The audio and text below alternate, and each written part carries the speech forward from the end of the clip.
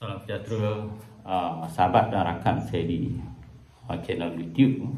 Hari ini kalau ada kesempatan saya ingin mengajak sahabat dan rakan, orang lama, orang baru untuk melihat beberapa perkara berkaitan dengan situasi dan keadaan semasa politik negara kita. Baik, saya melihat kepimpinan baru dalam PKR hari ini dilihat menghadapi tiga cabaran yang terkini. Saya lihat satu ialah berkaitan dengan PRN Sabah. PRN Sabah bagaimana yang dituntut oleh PKR untuk mendapat 13 kursi daripada 73 kursi yang dipertandingkan. Baik, apa yang kita lihat baru-baru ini dalam satu paparan video di mana Nurul Izzah mengatakan ingin Presiden Datuk Seri Anwar berunding dengan kepimpinan Sabah untuk memperoleh 13 kursi di Sabah.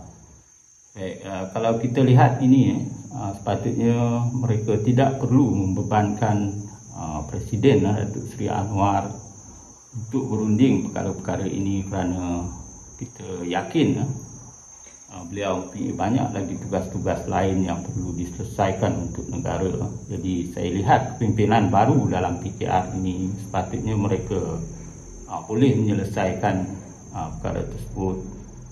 Ketua cabang mereka yang menang boleh berunding, tak perlu menunggu Datuk Seri Anwar untuk berunding dengan UMNO di Sabah, Datuk Bung Mukhtar dan sebagainya. Ini adalah satu perkara yang saya lihat sebagai satu cabaran untuk kepimpinan baru. Mereka sepatutnya boleh berunding dengan pimpinan Sabah untuk mendapat 13 kursi sebagaimana yang dikehendaki oleh PKR. Perkara kedua yang saya lihat menjadi cabaran hari ini ialah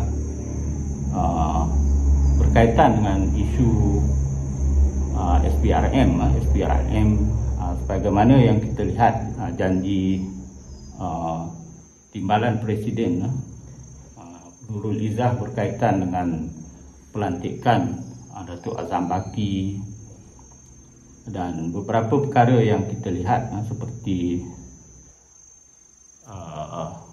kes rasuah pimpinan Sabah yang lama yang masih tidak ada siasatan dan tindakan yang jelas daripada SPRM. Ini adalah satu cabaran yang dilontarkan kepada pimpinan baru, terutama timbalan Presiden PKR Nurul Izzah, kerana beliau menjanjikan untuk membawa perubahan termasuk berkaitan dengan lantikan semula Datuk Azam Baki dalam SPRM. Ini adalah cabaran yang ditunggu oleh rakyat dan netizen pengundi untuk melihat sejauh mana keberkesanan kepimpinan baru dalam menghadapi perkara tersebut. Ini adalah satu yang akan dinilai oleh masyarakat semua. Jangan pandang mudah terhadap apa yang dijanji. Mesti kita kotakan untuk memberi kepercayaan dan keyakinan PKR menghadapi pilihan raya yang akan datang. Itu perkara yang saya lihat sangat penting dalam menunaikan janji yang harus ditepati. Baik, perkara ketiga, apa yang menjadi persoalan hari ini ialah apabila kita lihat serangan bertubi-tubi di dalam Facebook, beberapa ruangan komen dan sebagainya berkaitan dengan isu pelantikan Nurul Izzah dan pelantikan baru dalam PKR yang dikatakan kontroversi pengaturan yang sudah dirancang, manipulasi, menindas golongan yang ternyata berlaku dalam isu pemilihan kali ini. Ini sangat merumitkan untuk PKR untuk memberi penjelasan yang sebaik-baik kepada orang yang berada di peringkat akar umbi, mereka yang berada dalam kategori mengundi atas pagar, penyokong atas pagar dan sebagainya, untuk memberi penerangan yang jelas berkaitan dengan isu yang timbul. Kerana kita lihat serangan komen yang negatif berkaitan dengan perkara tersebut banyak disuarakan. Tak perlu kita menutup ruangan komen, menghadkan ruangan komen dalam Facebook dan sebagainya. Ini adalah satu luahan daripada rakyat sebenarnya terhadap perkara yang berlaku, kerana mereka tidak ada tempat lain untuk bersuara. Baik, saya lihat ini ialah di kalangan netizen, apalagi di kalangan kepimpinan seperti PAS, PN, itu harus PKR, pimpinan baru, melihat jangan pandang mudah terhadap kritikan yang dilemparkan oleh pembangkang, kerana ini adalah satu, mereka kritik kerana ada asas yang perlu mereka perjelaskan sebaik-baik berkaitan dengan isu yang dibangkitkan oleh pihak pembangkang.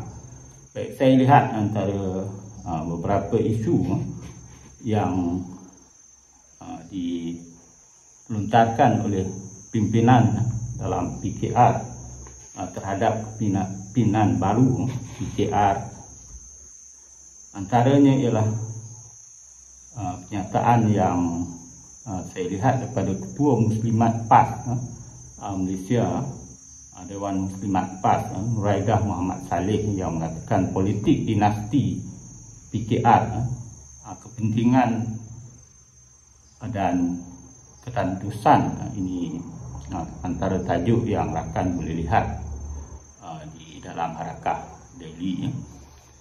Baik, antara yang perlu rakan lihat ialah posting yang saya lihat oleh timbalan Presiden PAS, iaitu Tuan Ibrahim Tuan Man, yang menyatakan ini adalah parti anak beranak. Ini perlu kepimpinan baru yang ada dalam PKR, saya bertubuh PKR, kena jelaskan perkara-perkara berbangkit ini. Kalau tidak, ramai netizen akan melihat perkara yang sama sebagaimana yang kita lihat hari ini. Baik, kita lihat Ketua Wanita Perikatan Nasional, Datuk Mas Ermiyati, dalam satu petikan yang saya ambil, iaitu mengatakan bahawa parti pemerintah PKR yang syarat dengan unsur nepotisme ini merupakan bukti terbaru kepada kepimpinan yang berlaku dalam pentadbiran kerajaan. Ini adalah satu simbol yang jelas bahawa perlu mereka dalam PKR perlu tangani dengan isu yang bertalu-talu daripada kepimpinan PKR, di luar daripada PKR, sama ada orang dalam PKR sendiri yang tidak suka dengan apa yang berlaku dalam PKR hari ini. Setelah Rafizi, Datuk Rafizi ditolak ke tepi, dan orang baru yang diangkat yang tidak memperjuangkan dasar keadilan asal, ini merupakan satu perkara yang akan kena lihat.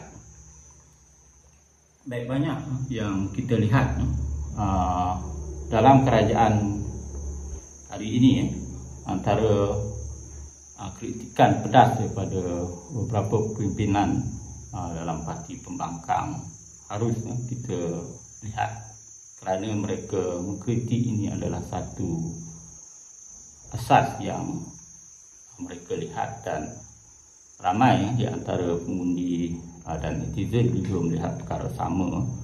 Baik, satu lagi saya lihat ini dalam Harakah. Baik, ini adalah kritikan daripada ahli Parlimen Bacok yang Muhammad Syarif Sulaiman yang berkata pentadbiran kerajaan hari ini tanpa segan silu dilihat telah meneruskan budaya politik lama yang ditentang oleh mereka sebelum ini. Ini juga satu pandangan yang harus diambil kira. Tajuk dalam petikan tersebut, Bandani rakyat jadi penonton, keluarga jadi pelakon. Ini rakan-rakan boleh baca petikan tersebut dalam Harakah Daily. Ini adalah cabaran sebenarnya yang saya lihat, 3 cabaran yang saya lihat yang terkini yang perlu kepimpinan baru ambil berat terhadap perkara tersebut. Kalau tidak, ia menjadi suatu yang boleh mengubah fikiran dan juga pandangan rakyat terhadap pimpinan PKR yang baru. Sekian, itu saja komen saya. Terima kasih.